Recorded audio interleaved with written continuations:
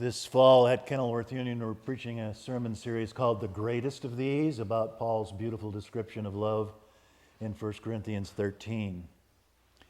If I speak in the tongues of humans and of angels, but have not love, I'm a noisy gong or a clashing cymbal. And if I have prophetic powers and understand all mysteries and all knowledge, and have faith so as to remove mountains, but have not love, I am nothing. Love is patient, love is kind, love is never arrogant or boastful or envious or rude. Love bears all things, believes all things, hopes all things. Love never ends. Pray with me.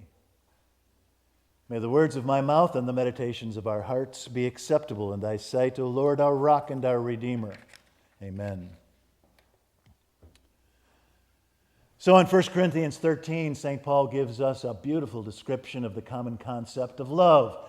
And there Paul wants us to understand that love is not simple and singular, but rather compound and complex. Love is less like a smooth, round pebble than a multifaceted diamond where every plane sparkles in the sunlight. Love is patient, says St. Paul. Love is kind, says St. Paul. Love is never envious or boastful or arrogant or rude, says St. Paul. Love bears all things, believes all things, hopes all things, endures all things. One of the shiny facets of that dazzling diamond called love is love's steadiness or love's resilience.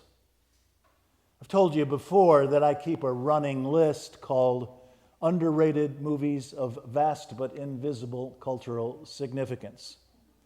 Love Actually, for example. Moonrise Kingdom. Joe versus the Volcano. Galaxy Quest is on my list of underrated movies of vast but invisible cultural significance. You remember this 1999 movie with Tim Allen and Sigourney Weaver and Alan Rickman? You can tell from the title that Galaxy Quest is a spoof of Star Trek. And do you remember what the tagline in Galaxy Quest is? Never give up, never surrender. Every character in the film repeats this multiple times. Never give up, never surrender. And so you can notice now that Galaxy Quest is merely paraphrasing St. Paul. Love bears all things, believes all things, hopes all things, endures all things. Never give up. Never surrender. I wonder what Al-Anon or Nar-Anon would have to say to St. Paul. Love bears all things, St. Paul? Really?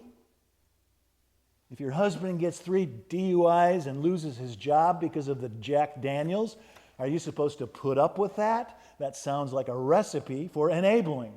Sounds like the definition of codependence. Still, you can see what Paul means, right? It's in our wedding vows. In prosperity and in need, in joy and in sorrow, in sickness and in health, to honor and to cherish you for as long as we both shall live.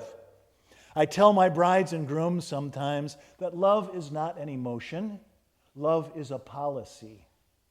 Do you see what I mean? You know, emotions are wonderful things, but they're not reliable. They come and go and flash and fade, ebb and flow. They're wonderful, but they're not reliable. A policy, however, is forever. A policy is an incorruptible promise, an infrangible covenant. The kind of love Paul's talking about is not the kind of love the rom-coms are about. Not even Love Actually. The kind of love Paul is talking about is not the kind of love the classic troubadours are singing about. You know, Elvis, the Beatles, the Beach Boys, Whitney Houston, Beyonce. I'm in love. I'm all shook up. That's not what Paul's talking about. Nothing wrong with love as an emotion. It's quite wonderful. In fact, it's a sine qua non of human existence. We can't live without it. It's the fire that sets our hearts ablaze, the water that slakes our thirst, and the air that fills our lungs. It's wonderful. It's just not enough. It's not reliable. Love is not an emotion. Love is a policy. Love bears all things, believes all things, hopes all things, endures all things. And this is true in our love for the world as well as in our personal relationships. Yes? George Packer wrote an article about the Ukraine war for the Atlantic a while back, and when he was in Ukraine, he interviewed a young woman named Olesya Vinik, whose love for her country is so torrid it makes her fierce. Olesya is a doctor in Lviv, Ukraine. She is 32 years old.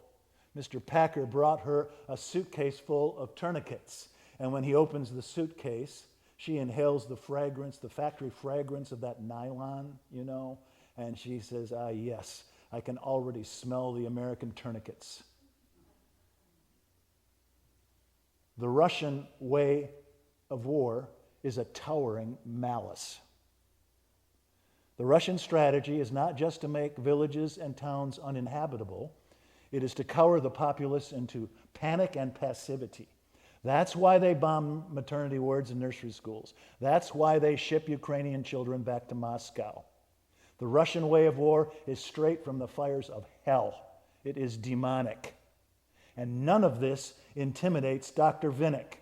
She is relentlessly optimistic. Mr. Packer asks her, "Aren't you tired? Aren't you angry?" And she says, "I am tired.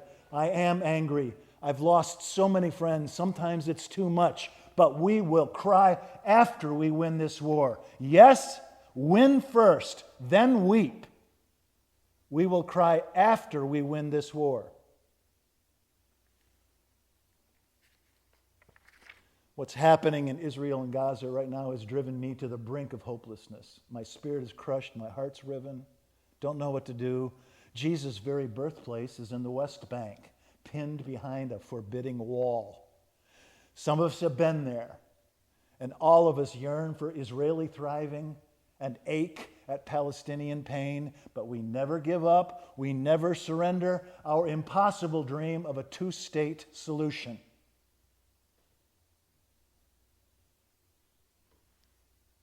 We don't stop loving our country because its leadership just now is divided, dreadful, disputatious, and dysfunctional. We don't stop believing in the world because it often looks like a dumpster fire.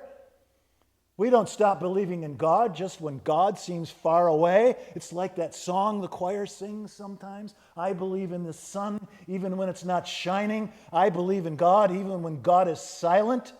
Those words were originally scrawled on a cellar wall in a concentration camp in Cologne.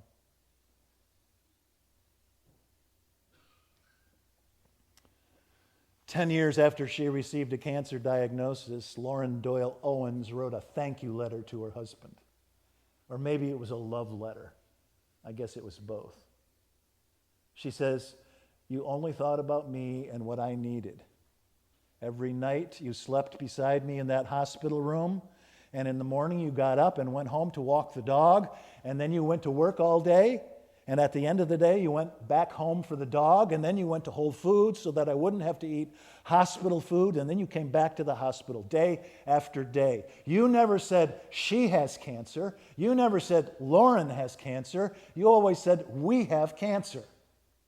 We did this together."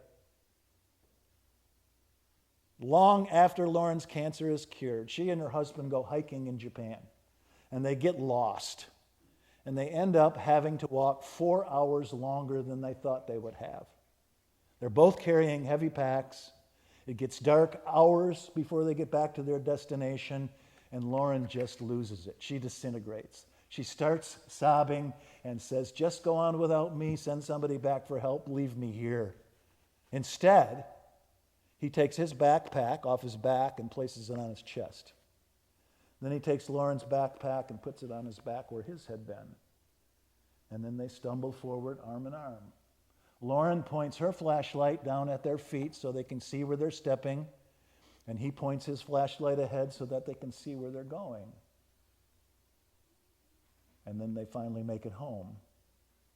And Lauren says, "You, my dear,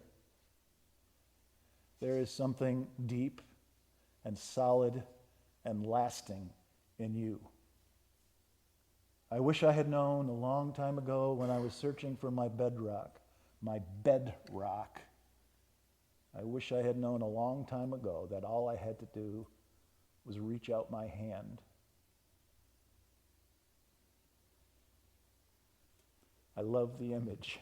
2 backpacks, 2 flashlights, arm in arm, stumbling home no matter what life throws at you. But you, my dear, there is something deep and solid and lasting in you. It's love's resilience, love's steadiness. 3 things abide, says St. Paul. 3 things remain. 3 things stay. 3 things last. 3 things abide. Faith and hope and love, and the greatest of these